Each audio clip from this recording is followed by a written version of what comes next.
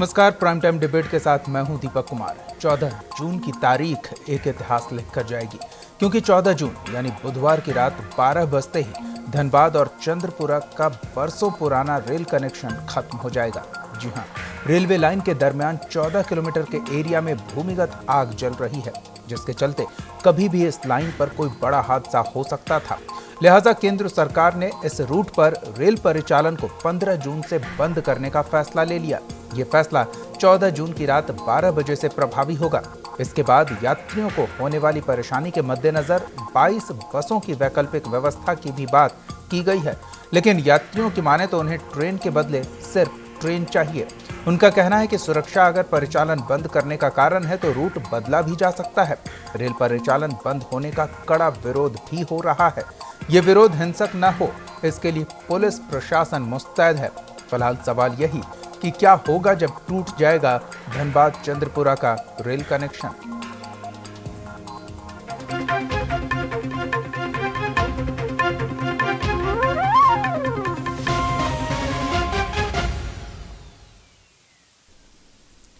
Dhanbad Chandrapura rail route को बंद कर दिया जाएगा, लेकिन इस पर सफर करने वाले 20,000 लोगों के लिए व्यवस्था जो वैकल्पिक किए जाने का दावा किया जा रहा है वो कितना पर्याप्त होगा ये तो वक्त ही बताएगा, लेकिन परेशानियां जरूर बढ़ जाएंगी। देखिए ये रिपोर्ट।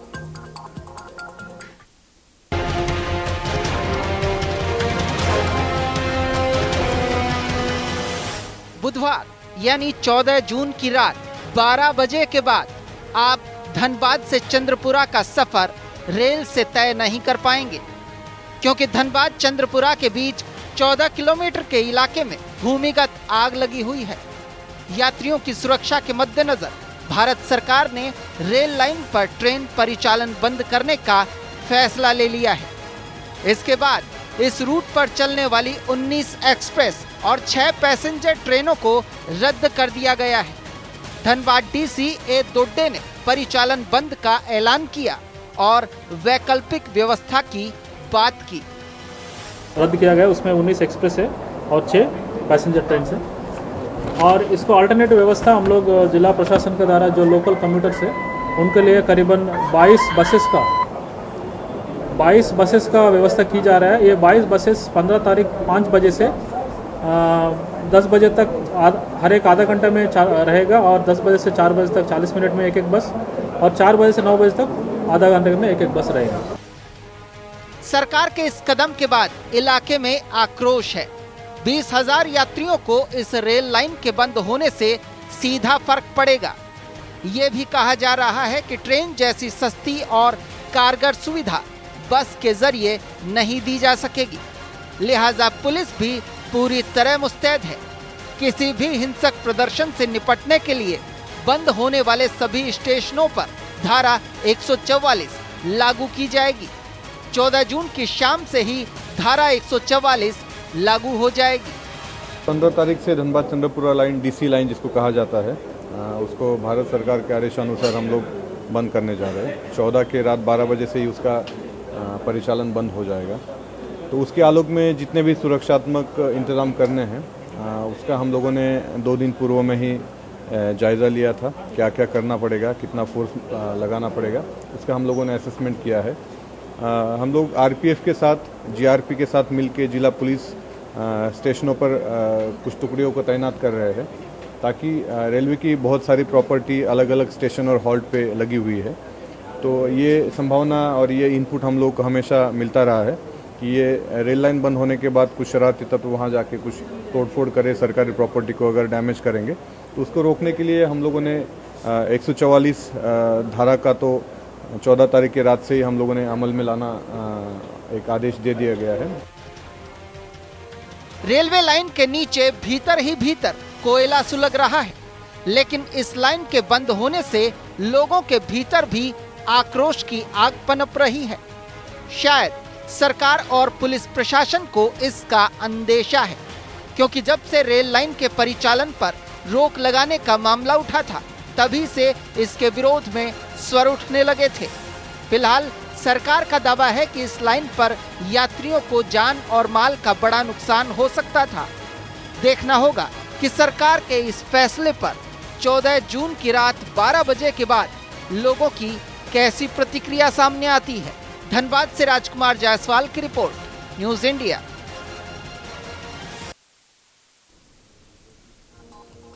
रेल लाइन पर रेलवे का परिचालन बंद किए जाने की सूचना मिलने पर ही लोग परेशान हैं। क्या कुछ कहना है स्थानीय रूट पर सफर करने वाले ट्रेन के यात्रियों का, सुनिए। गरीब आदमी है, कम भाड़ा से चल जाता था, अब जा नहीं सकेगा। अब रूट चेंज होने से कहाँ से किधर से आएगा, फिर कैसे आएगा। जैसे मान लीजिए अगर पतरा जाना है, सिजुआ जाना है, उन लोगों के लिए बहुत परेशानी है। यही सब परेशानी है, गरीब लोगों को ज़्यादा परेशानी है। ये तो निर्णय बहुत अच्छा है, बहुत सराहनीय है, कारण कि थोड़ा दिन के लिए भी दिक्कत होगा, लेकिन इसका कोई ना कोई उपाय भारत सरकार खोज ही लिया होगा। ट्रेन को बंद होना चाहिए या नहीं होना चाहिए, ये मामला सेंट्रल बोर्ड का है। चूँकि सेंट्रल बोर्ड की टीम यहाँ आई थी, जिस दिन हम लोग 26 तारीख को यहाँ DRCC की बैठक कर रहे थे और उधर इंक्वायरी हो रही थी, और यहाँ के जो स्थानीय मेंबर थे DRCC के, उन्होंने पुरजोर तरीके से यहाँ पर रखा है इस मामला को, समझिए कि नहीं। अब ये मामला प्रधानमंत्री कार्यालय से संबंधित है और वो चाहेंगे कि ये बंद हो या ना बंद हो। चूँकि रेलवे लाइन के अंदर से आग निकल रही है, धुआं निकल रही है, बड़ी घटना घट सकती है। अभी तो एक छोटी सी घटना आपके क्षेत्र में घटी है, हो सकता है ट्रेन समा जाए। जब ट्रेन समा जाएगी तो हजारों यात्री मर जाएंगे। खतरनाक है। इसको देखते हुए अब ऊपर के अधिकारी को सोचना है कि रेलवे लाइन बंद करनी है या नहीं बंद करनी है। इसमें तो मेरा यही सोच है कि अगर बड़ी घटना घट जाएगी तो बहुत बड़ा डर तो लगा ही रहता है, कहीं बैठने जाए तो बहुत दिन से सुन रहे, 2005 से ही सुन रहे कि आग लगा हुआ। अब देखिए, ये ट्रेन तो इस रूट का लाइफ लाइन है। कोई ट्रेन चले चाहे नहीं चले, लेकिन डीसी चले तो कोई फर्क नहीं पड़ेगा। आग को फर्क नहीं पड़ेगा, नहीं पड़ेगा। हल्का फुल्का गाड़ी है ना, जहाँ लोडेड गाड़ी चल रहा है उससे मतलब माल गाड़ी ज़्यादा खतरनाक है। हाँ, बहुत अनसेफ महसूस करते हैं और भारतीय रेल को इसमें सुधार करना चाहिए और जितने भी जल्दी हो सके पैसेंजरों का पूरा खास ध्यान रखना चाहिए। देखिए, बंद कर देना इसका मेन उद्देश्य नहीं है। सरकार को इसको किसी न किसी रूप में इस ट्रेन को तो चलाना ही चाहिए। इसका रूट को भले वो डाइवर्ट कर दे, चाहे जहाँ से लाए, जिस जगह से लाए, जैसे लाए, वो उसका जिम्मेवारी है। हम लोगों की जिम्मेवारी कुछ नहीं है। हम लोगों को सफ़र करने से मतलब है कि सफ़र हम लोग रांची से हावड़ा कैसे जाएं। हमको रांची से हावड़ा जाना है और मैं धनबाद से हावड़ा जाना चाहता हूँ और शताब्दी मेरे लिए बेस्ट। चलिए, तो इसी मामले पर हम बात करेंगे। हमारे साथ कांग्रेस नेता मन्नान मलिक जुड़े हुए हैं, साथ ही धनबाद DRM मनोज कुमार अखौरी भी जुड़े हुए हैं। आप दोनों का बहुत बहुत स्वागत है। पहले मनोज जी से जान लेते हैं, किस तरह की तैयारियां हैं इस रूट पर ट्रेनों के परिचालन को बंद करने को लेकर। मनोज जी, किस तरह की तैयारियां की गई है? देखिए, इस रूट पे जितनी गाड़ियां चलती थी और जो आग का खतरा देखकर जो भारत सरकार ने फैसला लिया कि इसे बंद करना आवश्यक है, नहीं तो जान माल की क्षति हो सकती है जी। तो उसके बाद में जो हमारे पास दूसरे ऑल्टरनेटिव रूट पर जो कैपेसिटी अवेलेबल था, उसके मुताबिक कुछ गाड़ियों को डाइवर्ट किया गया है, जो कि डाइवर्टेड रूट से होके वाया गोमो होकर निकलेंगी जी। उसमें 4 गाड़ियां निकलेंगी। एक तो शताब्दी एक्सप्रेस है जो हावड़ा से रांची के बीच चलती है, दूसरी मौर्य एक्सप्रेस, तीसरी धनबाद से चलने वाली अलिपी और चौथी है शक्तिपुंज एक्सप्रेस। ये 4 गाड़ियां चलेंगी जो वाया गोमो होके जी। और 3 गाड़ियों को डाइवर्ट किया गया है वाया आसनसोल होकर। उसमें एक पाटलिपुत्रा है, एक धनबाद रांची इंटरसिटी है और एक और इंटरसिटी ट्रेन है। 3 गाड़ियां उधर से चल रही हैं जी। और इसके अलावा कैपेसिटी अभी जो हमारे पास ऑल्टरनेटिव नेटवर्क पर है नहीं, तो ये कुछ है वहां पे।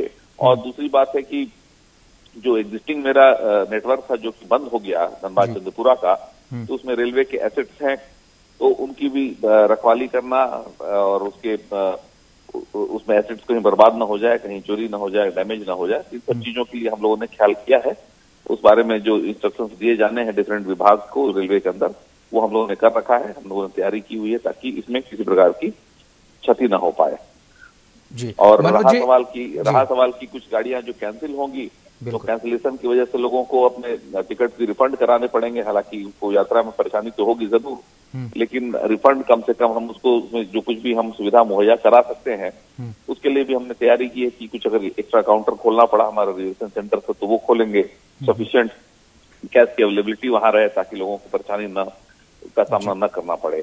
और साथ ही जब गाड़ियां चलेंगी डाइवर्टेड रूट पर, तो चूंकि ये नई व्यवस्था होगी तो कई लोगों को कंफ्यूजन भी हो सकता है। इस वजह से हम लोगों ने अनाउंसमेंट वगैरह का प्रॉपर व्यवस्था कराया है, साफ सफाई की व्यवस्था कराई है, और इस प्रकार की जितनी व्यवस्थाएं होती है रेलवे स्टेशन, वो सारी हम लोगों ने उस पर ध्यान दिया है।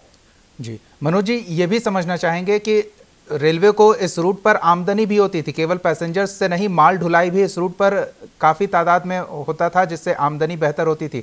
तो कितना आर्थिक नुकसान होगा रेलवे को इस रूट पर ट्रेनों के परिचालन के बंद होने से? देखिए, इसमें जो जहां तक माल ढुलाई का सवाल है, तो जो साइडिंग इस आग वाले प्रभावित क्षेत्र में पड़ता है, वहां से तो ढुलाई बंद हो जाएगी, लेकिन साइडिंग्स ऐसी हैं जो कि आग के क्षेत्र के बाहर है। तो जो आग के क्षेत्र के बाहर की साइडिंग से, वहां पर कोशिश यही है कि वहां से कोयला का डिस्पैच बढ़ाया जाए, ताकि जो नुकसान एग्जिस्टिंग साइडिंग जो प्रभावित हो गई आग से, वहां का जो खामियाजा है या जो वहां का नुकसान है, उसको हम यहाँ पर भरपाई कर पाए। तो यदि ये संभव हो पाया तो हम समझते हैं कि माल ढुलाई के क्षेत्र में जितना भी नुकसान वहां होने वाला था, वो कंपनसेट हो जाएगा रेलवे के पॉइंट ऑफ व्यू से, पहली चीज। दूसरी चीज कि ये सिर्फ कंपनसेट करने की बात नहीं है, इसके साथ इंपॉर्टेंट बात ये है, ये कोयला जाता कहाँ है, किस पर्पस के लिए जाता है। ये जाता है कोयला मुख्यतया थर्मल पावर स्टेशन में, वो जाता है बंगाल में, झारखंड में, बिहार में, और उत्तर प्रदेश, पंजाब, हरियाणा और राजस्थान के पावर हाउसेज में। तो इन पावर हाउसेज में कोयले का जो है निर्बाध रूप से सप्लाई बना रहे, वो सबसे ज्यादा इंपॉर्टेंट है, ताकि वहां पर बिजली के प्रोडक्शन में कभी ना आ पाए, पावर हाउसेज चलते रहे सुचारू रूप से। ये हम लोगों का उद्देश्य है। तो इस वजह से हम चाहते हैं कि जितना भी हम यहाँ पर हानि होगी लदान की, उसको हम दूसरे साइडिंग से जो चालू रहे वहां से हम पूरी कर पाए। जी बिल्कुल मनोज जी, हम चाहेंगे कि अगर आपके पास थोड़ा और वक्त है तो हमारे साथ बने रहिए। हमारे साथ कुछ और मेहमान जुड़े हुए हैं, उनसे भी बातचीत करते हैं। हमारे साथ कांग्रेस नेता मन्नान मलिक जी जुड़े हुए हैं, साथ ही बीजेपी विधायक फूलचंद मंडल जी भी जुड़ चुके हैं।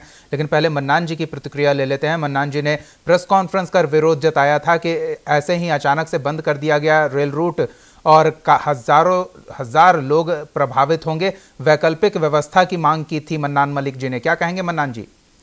हेलो जी मन्नान जी नमस्कार, बोलिए। हमने कहा था कि जो है एक बैक ट्रेन को बंद कर दिया गया। जो ट्रेन पर लोग जा रहे थे, हजारों हजार लाखों लोग जो है बेरोजगार हो जाएंगे जी। स्टेशन पे जो काम करते थे वो बेकार हो जाएंगे। पहले उसके वैकल्पिक व्यवस्था करनी चाहिए, तभी उसके बाद यह बंद करना चाहिए। एक बैग बंद करना कोई चीज को ठीक नहीं है। कोई रेल का एक्सीडेंट नहीं हुआ। मैं समझता हूँ कि डीआरएम साहब ने भी कहा है जी, कहा था कि साहब 5 साल तक कोई ऐसे ये नहीं थी। शायद इन्होंने रिप्रेजेंटेटिव से बात किया था। जब 5 साल तक नहीं थी तो फिर क्या जरूरत था कि जो एक बैग बंद कर दें। इस तरह का डिसीजन कैसे लिया गया हमको समझ में नहीं आता। और दूसरी बात ये कि आज तक कोई रेल का एक्सीडेंट नहीं हुआ। इतनी ट्रेनें चल रही थी, 18 या 20 ट्रेन चल रही थी, उस तरह से गुजर रही थी जी। लेकिन कहीं पर भूधसान नहीं हुआ, कहीं कुछ नहीं हुआ, कहीं किसी तरह का एक्सीडेंट नहीं हुआ। ये कौन सी ऐसा मशीन है जिसे तय कर लिया कि सारा रेलवे के लाइन को खतरा है? जी बिल्कुल, हम इसकी उस लाइन पर चलते हैं, उस लाइन पर जाते हैं, एलएपी से भी गए, सबसे गए, कभी ऐसा नहीं देखा कि कोई ऐसा खतरा नजर आया। हजारों हजार ट्रेन चलती है उस पर जी। कौन ऐसा चीज मशीन था जिससे पता चल जाए कि नीचे खदान है? खदान का तो कोई स्वरूप ही नहीं है। जहाँ पर भी रेलवे लाइन होता है वहां पर कोयला का बहुत मामूली सतह से रास्ता निकाला जाता है, अब बीच में कोयला छोड़ दिया जाता है। तो कैसे किस ने ऐसा किया जी, मैं जानना चाहता हूँ। जान लेते हैं। मनोज जी, क्या आप सुन रहे थे? जी जी जी सुन रहा हूँ जी, बताएंगे क्या मामला क्या है? मन्नान मलिक जी के काफी सवाल हैं। कहा कि 5 वर्ष तक चल। 2-3 बातें हैं जी। पहली चीज ये है कि रेलवे, भारतीय रेल जो है वो अपने ट्रैक पर गाड़ियां दौड़ा रहा है, और इनकी बात भी बिल्कुल सही है कि इस क्षेत्र में कोई भी रेल का परिचालन प्रभावित नहीं हुआ है किसी भी भूधसान की वजह से। ये बात सही है अपनी जगह, लेकिन साथ ही ये भी इम्पोर्टेंट है कि वहां पर कोयला जो जिसका खनन किया जा रहा है या कोयला में जो आग लगा हुआ है उसकी क्या स्थिति है, उस स्थिति के बारे में जो उस क्षेत्र के एक्सपर्ट हैं, जो कि चाहे तो बीसीसीएल होगा या फिर डीजीएमएस होगा, जिन लोगों ने इस बात को देखा है, क्योंकि हम उस क्षेत्र के एक्सपर्ट हैं नहीं तो हम उस पर ज्यादा हम कमेंट नहीं कर सकते हैं।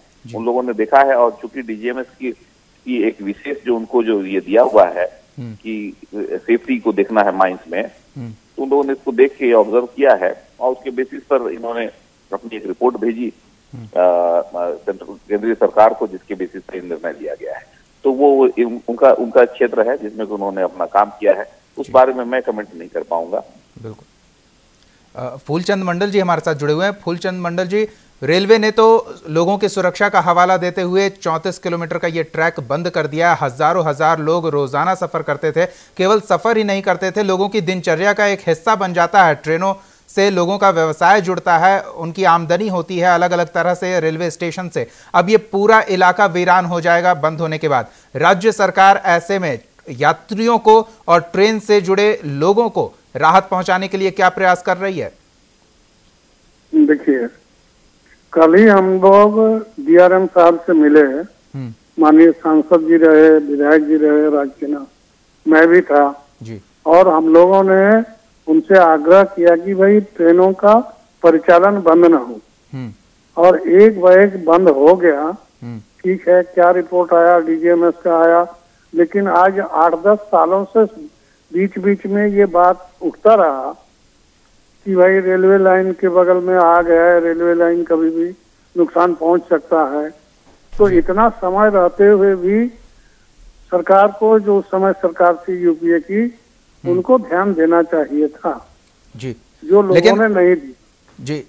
फूलचंद जी, आपको याद है आप ही के इलाके में 2 लोग बाप बेटे जिंदा जमीन के अंदर समा गए थे। कोई नहीं जानता है कब कहां क्या हादसा हो जाए।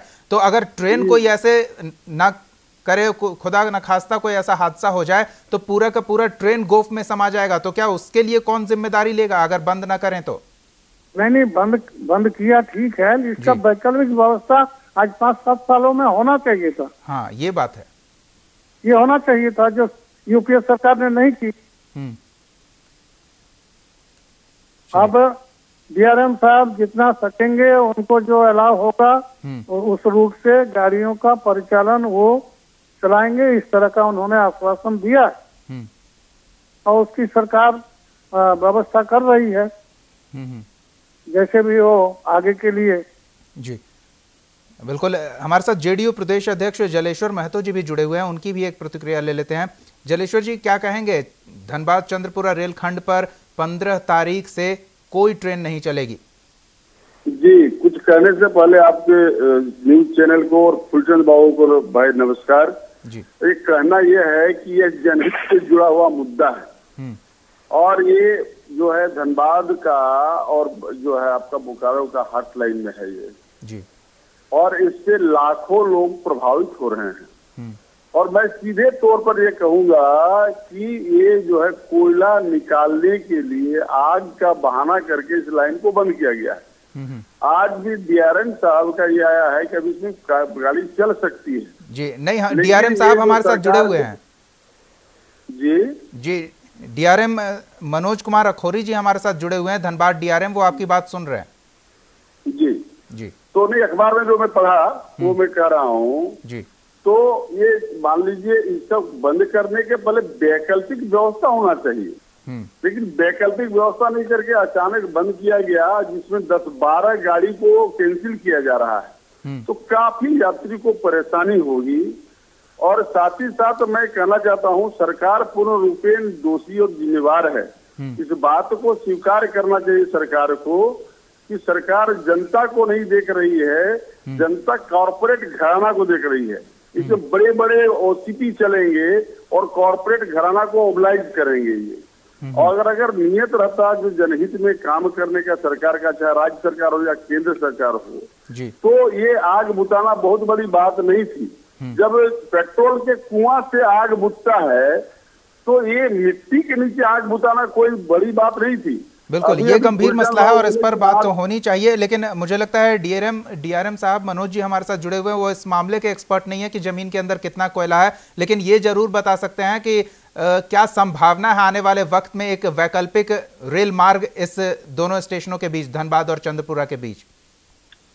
देखिए, इस संबंध में जेआरडीए ने अपना एक अध्ययन करवाया था राइट से, और राइट्स के अध्ययन के हिसाब से उन्होंने एक सितंबर 2015 में एक रिपोर्ट दिया था, जिसमें एक वैकल्पिक मार्ग का उन्होंने अपना सलाह दिया था कि इससे गाड़ियां चल सकती हैं जी। तो अब जैसे ही उसकी अप्रूवल आ जाता है, हमें मिल जाता है कि हाँ भाई इस तरह से बनाना है, तो फिर एजेंसीज को उसमें लगा के इसको जल्दी से जल्दी बनाया जा सकता है, जिसमें कि कुछ हद तक लैंड एक्विजिशन का मामला भी होगा और कुछ दूरी तक ये जमीन जो है, ये ट्रैक रेलवे की जमीन से होकर निकलेगी, तो वहां पर तो खैर प्रॉब्लम नहीं रहेगा, लेकिन जहां लैंड एक्विजिशन का मामला वो जल्दी से कराने की बात होनी चाहिए, और ताकि इसको एजेंसीज को इन्वॉल्व करके जल्दी से जल्दी हम वैकल्पिक मार्ग का निर्माण कर सकते हैं। जी मनोज जी, सब कुछ अगर ठीक ठाक रहा, तय समय पर चला, कोई मुसीबत नहीं आई, तो कितना वक्त लग सकता है? देखिए, हमने पहले भी कहा था कि ये 4 से 5 साल लगना चाहिए। अगर और इसको जल्दी किया जा सकता है तो जो भी एजेंसीज आएंगी, जो कंस्ट्रक्शन के क्षेत्र में एक्सपर्ट, हमको लाया जाए और जल्दी से जल्दी कराया जाए। लेकिन मोटा मोटा हमको लगता है, चूंकि लैंड एक्विजिशन भी अपने आप में एक टाइम कंज्यूमिंग प्रोसेस है, तो उसमें सबको मिला के 4 साल तो लग ही जाएगा, जैसा हमको लगता है अंदाजा। बिल्कुल। मन्नान मलिक और जलेश्वर महतो जी ने कुछ गंभीर आरोप लगाए हैं। फूलचंद मंडल जी की प्रतिक्रिया इस पर जरूर लेना चाहेंगे। फूलचंद मंडल जी, कॉरपोरेट घरानों को संतुष्ट करने के लिए, जमीन के अंदर से कोयला निकालने के लिए और झरिया को सुनसान बनाने के लिए, लोगों की आबादी को वहां से शिफ्ट करने की साजिश के तहत इस ट्रैक को बंद करवाया गया है, क्या ये आरोप है? क्या कहेंगे इस पर? नहीं, ये सरासर गलत आरोप है। कोयला खुदाई आज से नहीं हो रहा है, ये ब्रिटिश के टाइम से ही हो रहा है। बिल्कुल। उस समय से आप जहाँ जहाँ आग लगा हुआ है, जैसे जरिया में आपका बाप बेटा दोनों जमींदोज हो गया, तो आग दिखाई पड़ रहा है चारों तरफ, जहाँ आग लगी हुई है, और उसको बुझाने का बहुत सारा प्रयास कर रहा, लेकिन वो अभी सक्सेसफुल नहीं हो रहा। तो ये कॉर्पोरेट घराने की बात नहीं है। आज हमारी सरकार आई है, 3 साल मात्र हुआ, इसके पहले तो यूपी की सरकार थी, वो किस घराने को संतुष्ट करती थी? ये सब गलत बात है, ऐसा नहीं बोलना चाहिए। नहीं, लेकिन वो तो आरोप लगा रहे हैं कि यहाँ रेल रूट को कोई खतरा ही नहीं है। नहीं, देखिए, अब रिपोर्ट आया है, मैं तो एक्सपर्ट नहीं हूँ खतरा है या नहीं है, मैं वहाँ सर्वे भी नहीं किया हूँ। अब उसके आधार पर बम किया गया है, तो हम लोग तो यही कहेंगे, सरकार को भी बोल रहे हैं कि वैकल्पिक व्यवस्था निकाला जाए और सारी गाड़ियां जो है उसका परिचालन बाधित ना हो। जी बिल्कुल, ऐसा ही होना चाहिए। फिलहाल वक्त हमारे पास नहीं है। बहुत बहुत धन्यवाद हमारे साथ जुड़ने के लिए मनोज कुमार अखौरी जी, मन्नान मलिक जी, फूलचंद मंडल जी और जलेश्वर महतो जी, हमारे साथ जुड़ने के लिए, अपना वक्त देने के लिए। जाहिर तौर पर रिपोर्ट अगर कह रहा है कि हालात खतरनाक हैं, कभी भी कोई हादसा हो सकता है, और हाल के दिनों में कुछ ऐसे हादसे देखने को मिले हैं जिसकी वजह से लोगों के मन में डर समा गया है, कब ज़मीन गोफ में तब्दील हो जाए और जिंदा इंसान भूमि में समा जाए, उसकी अचानक से मौत हो जाए, तो एक ट्रेन का पूरा जमीन के अंदर समा जाना रूह को कपकपा देने वाली स्थिति बनती है। अगर ऐसे लोग कल्पना भी करें तो वो सिहर उठेंगे। फिलहाल ये फैसला तो लिया गया है, लेकिन वैकल्पिक व्यवस्था किए जाने की आवश्यकता है, क्योंकि हजारों की संख्या में लोग इस रूट पर सफ़र करते हैं। उनके लिए 11 जोड़ी बसों का इंतज़ाम किया गया है, जो शायद नाकाफ़ी है। इसमें और बढ़ोतरी किए जाने की आवश्यकता है। फिलहाल देखने वाली बात यह होगी कि 14 तारीख के 12 बजे के बाद से क्या परिस्थितियां बनती है और उन परिस्थितियों से निपटने के लिए कैसी तैयारी दिखती है। प्राइम टाइम डिबेट में फिलहाल इतना ही। आप देखते रहिए न्यूज़ इंडिया।